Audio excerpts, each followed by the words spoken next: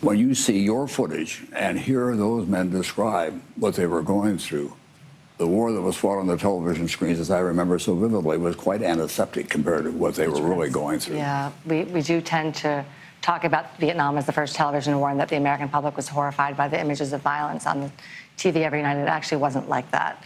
Occasionally, horrible things would come across the TV screen, but usually it was just the body count. What the soldiers were experiencing on the front lines was horrifying and terrifying because a lot of it was small-scale engagements, ambushes, essentially. They were basically told, walk in the woods and draw fire, and then we'll know where the enemy is. You opened one of the episodes with a Vietnam veteran who now lives in Boston, and he had that great phrase, which became the leitmotif for that section.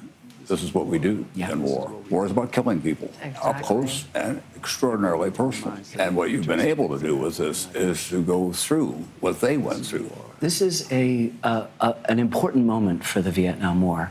Our veterans are at that age when they're beginning to talk. Grandchildren are now asking them, as well as sons and daughters and wives, what happened. We took 10 years to do this. It was about a research adventure so that we could go deep into the footage and ask of the archives, not just in the United States at the networks, but also in Europe and in Moscow and Beijing and in Hanoi, getting material out for the first time. I think having this 360 immersion permits us to try to create a space where you're not making any particular perspective wrong. You're just understanding that, particularly in war, there's more than one truth. I think the current mood that we're in right now, all the hyper-partisanship, those seeds of that was planted back in Vietnam, and we would do well to study Vietnam, not just to know then, but perhaps to say, what are we doing to ourselves now?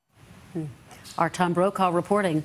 Hey, NBC News fans, thanks for checking out our YouTube channel. Subscribe by clicking on that button down here and click on any of the videos over here to watch the latest interviews, show highlights, and digital exclusives.